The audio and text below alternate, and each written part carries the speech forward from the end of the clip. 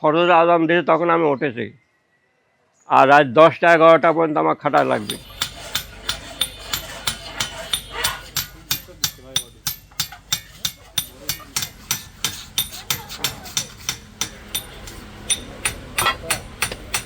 দশ বছর কালের কাজ, 67 বছর বয়স চলছে, 50 বছর ধরে আমি কাজ করছি, এ পর্যন্ত করে যাচ্ছি কাজ। এই পেশা আমার বাবা করতো কাজ, বাবার পরে আমার বড় ভাই, বড় ভাইয়ের পরে আমি, আমার পরে মনে হয় আর কেউ আসবে না, কারণ এত খাটনির কাম আর কেউ করতে চায় না, প্রচুর খাটনি। না সমস্যা ধরুন বয়স হলে তো একটু সমস্যা হবেই, কাশ হবে, হাঁফ হবে, বুঝলেন, নানান রকম মাথা ব্যথা, সব রকম এই সমস্যা। না এখন পর্যন্ত আমি ঠিক আছি, কারণ হচ্ছে 67-50 বছর ধরে যখন কাম করছি, এখনও কোনো সমস্যা হয়নি আমার। তবে এই হাসিটা হয় আমাদের যখন এই ইয়াটা ঢোকে, মাছ দিয়ে করা যায় কিন্তু মাছ গরমে রাখা যায় না। না চাহিদা আপনার মাঝখানে কমেছিল, তো বর্তমানে এখন চাহিদা আপনার হিন্দু মুসলমান সমানে কিনছে এটা, কারণ এতে আপনার কোনো অসুখ বিসুখ কমতো, কোনো গ্যাস হবে না, কোনো রকম আপনার অসুখই কম আর কি। বিভিন্ন রকমের যেমন জিনিস বাড়াইছে, আপনার অসুখও বেশি দেখেন মানুষের এখন। প্রথমে আপনি রাং আর তামা দিয়ে হয় কাঁসা তৈরি, রাং তামা দিয়ে মিশ্রণ করে এক জায়গায় গালায় করে ঢালতে হয়, তারপরে এটা পিঠায় আপনি তৈরি করতে হয়। 1 কেজি রাং 3.5 কেজি তামা, এই হলো 4.5 কেজি কাঁসা, এক জায়গায় হয়ে গেল। মহাজন এটা দেবে, আমার থেকে এটা বুঝ করে নেবে মহাজন 4.5 কেজি, আর বিনিময়ে দেবে আমার ঘাটতি যেটা আছে সোনার যেরকম খাদ বাদ যায়, প্রতি কেজিতে আমার 62.5 গ্রাম করে মহাজন দেবে।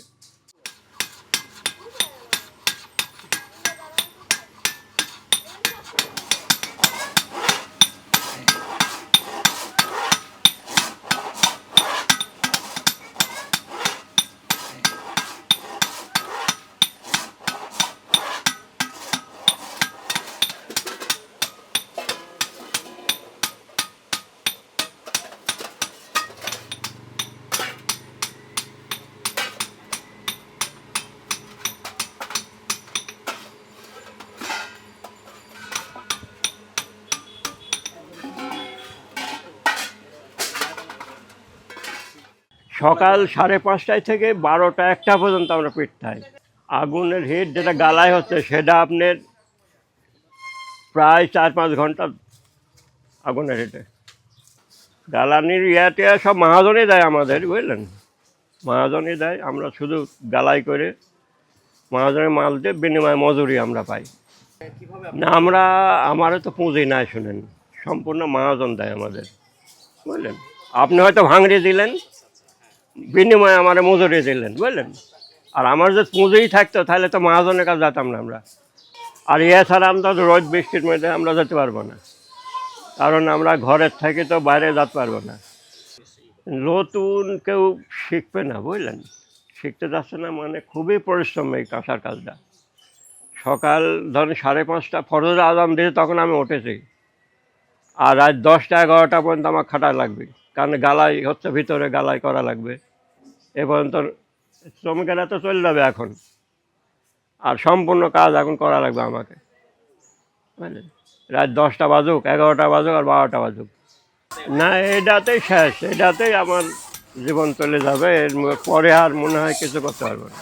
না ধরে রাখা, এখন যদি আমার ছেলে মনে করে যে আমি ধরে রাখবো এই ঐতিহ্য লালপুরের কাঁসা শিল্প, যদি পারে তো করবে, আর যদি না পারে তাহলে আর করবে না।